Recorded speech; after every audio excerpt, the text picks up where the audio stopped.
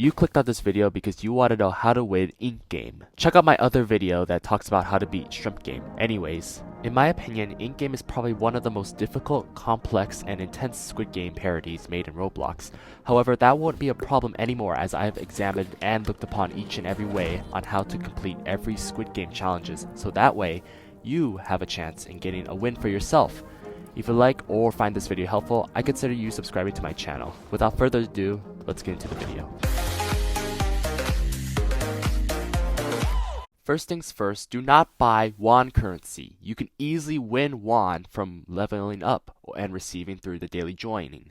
Won in the game and is used for upgrades, emotes, and titles. Other than those, the won is mostly used for making future games more entertaining. For the game passes, you have to think carefully on what you buy. So far there are 4 game passes you can buy. Custom number, change the number of the tag of your outfit. Unless you want to roleplay or be picky on what number you get, this is a pretty useless game pass. Glass vision. You have the capability to see which glass panels are tampered. This game pass will only be used for glass bridge. This seems very useful. However, the cons to this game pass would be you can only see an odd number rows of the entire glass. So if you're really to buy this game pass, I would go for it, but really it's about how desperate you don't want to lose to the game glass bridge.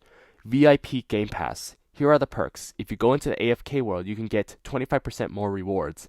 You can also get custom color to your uniform, a unique VIP tag, and 25% on luck, won, and XP. This game pass is by far the best game pass you can get in game, so if you're thinking of buying your first game pass in Squid Game, I highly recommend this one. Double vote count. If you want to choose a certain route or ending but others disagree with your option, you can just add an extra vote to the ballot. To be honest, this game pass is not recommended either because one vote can change a bit, but not much. Just play with friends instead. There are also roles. Roles give you a certain perk in the game. To gain 1 spin for perks, you must win Ink Game. There are 2 endings so far, and either one would grant you a single role. The perks speak for themselves. Now each perk gives a representation of what you want to be. If possible, meaning that if you have a perk, I most recommend to be a medic, which allows you to spawn in bandages every 20 seconds. You can use them for yourself or give it to others. If you have infinite amounts, so really you have temporary immortality. However, if you're willing to sabotage and get into people's way, I suggest equipping either Super Strength, Trickster, or Lightning God. These perks are able to do some damage to your fellow competitors. They do come in risk though. Mess around too much and you become notorious in game, giving a likelier chance that you'll be targeted. So in my opinion, Medic is by far the safest option to be in. For red light, green light, the game is simple. Get to the other side of the field within 3 minutes. When the light is red, you stop. When the light is green, you go. You have the option to throw sand in people's eyes to stun them and make them fall. I suggest to avoid these situations is to not go near big crowds and keep your distance away from players. When you run on red light, you don't instantly die, instead you are wounded and much slower. All hope isn't lost though, due to others are able to carry you with them to the end. But usually I recommend partnering up with another injured player, that way both players can make it to the other side way more quickly. If you do make it to the other side, make sure you aren't too close to the red line, since players can still push you out of the bounds. If you're thinking this in a creative or innovative way, red light, green light is basically the base and the structure of the whole game. This game will represent what kind of choices you will make and others will make. Keep in check to make sure if there's any professionals or past winners or veterans to the game. These players are often more likely to troll, not all the time, but make sure to keep an eye on them. For Dalgona, or Honeycomb, it's a game of precision and patience. You have 3 minutes to fully cut out the shape of the candy.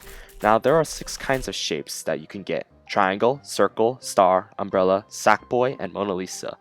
Now once you get your shape, I suggest to stay calm and take your time on your candy. There are straight lines on the shape. I suggest to cut out those quickly and focus more on curves and corners. Those who somehow get Mona Lisa, which is like a 1% chance of getting, obviously still have a chance of beating it. I gotten it before and beaten it first try. Really, it's more about how calm you really are. Out of all the times I played this game, more players got out from breaking their candy than running out of time. So I recommend to keep yourself at a distant pace because you have enough time to cut up the cookie before it's too late. A small tip is during the 2 games you play, make sure to seem as friendly as possible. Do not make enemies right now. due to the next games involving going to be against each other. Try to make alliances or maybe play with a group of friends to up your chances in survival. Another tip would be about the food. Any food that is given to you shouldn't be eaten instantly. Foods or items will heal you when your health gets low, so I suggest to keep your food store or save them for desperate times during the games. What are two main instincts humans take when in a situation such as a midnight fight? Fight or flight? Now, if you want to have a better chance in living another day in the game, it would simply not to get into any violent situations. Areas that are good to hide are in the bathrooms, behind the beds, or even the best spot I recommend is this area. Safe and a good spot to observe others clapping each other. If you want to fight, good luck, as you will get hurt and have a chance at death, but could possibly get rid of a few competitors in your way to your win. At this point in the game, you will get to decide which game you would want to play next, hide and seek or tug of war. I won't be explaining tug of war in this video because, well, it's basically luck based, but if I have any tips on it, it is to, like before, stay calm and make sure to keep going. And when it's a tie, my theory is that the team with the most red errors will be eliminated. So take your time on the tugging and try to make as less errors as possible. Now, hide and seek is the latest game update, so I'll explain as detailed as possible. The map has 2 floors, so there is plenty of movement to go around. If you're a red or a seeker, your goal is to kill at least one blue or a hider during the whole match. But like my boy Namgyu said, they never said to kill more than one player. So if you're willing to go risk and eliminate as much as competition as possible, this should be the time to do it. As it also gives disadvantages to your other red seekers as well. The hiders will have to hide and make sure not to be caught and killed by the reds. The hider will need to get 3 keys to escape their arena or evade all the seekers until the timer hits 0. The hider must get 3 keys to unlock a safety room to survive the round. So look around and find dead corpses of your fellow players. Tips is to save your sprint when you're attacking or running away. Hiders have more endurance and better stamina, but seekers are a bit faster. If you're a seeker, try to aim and predict where your target is going. This is an example of me knowing where my target is going.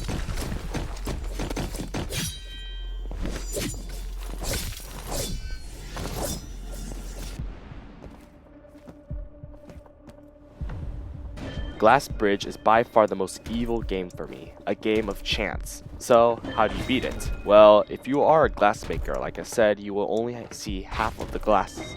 But when you have Phantom Step perk, it really helps and is very useful when those 2 perks are combined together for this game. But what do you do when you don't have those perks? Well, friend, let me talk about something called mind games. Whatever you do, don't budge. Someone will go due to the limited amount of time, so just wait and take your time while others go on the glass bridges.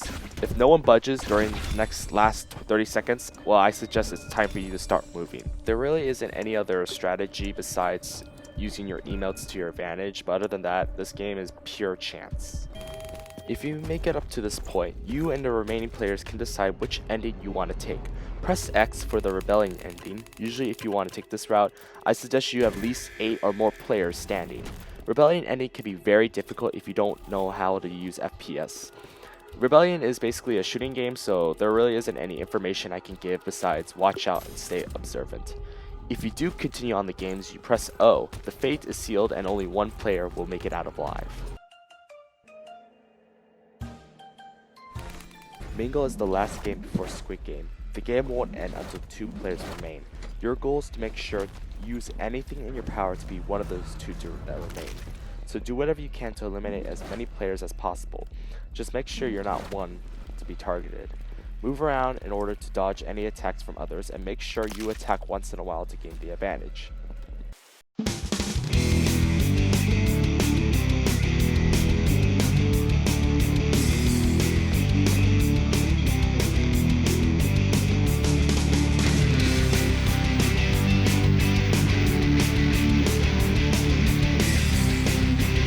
Squid Game, the final game, with over hundreds of won to earn and a win to obtain. Only one player stands in your way.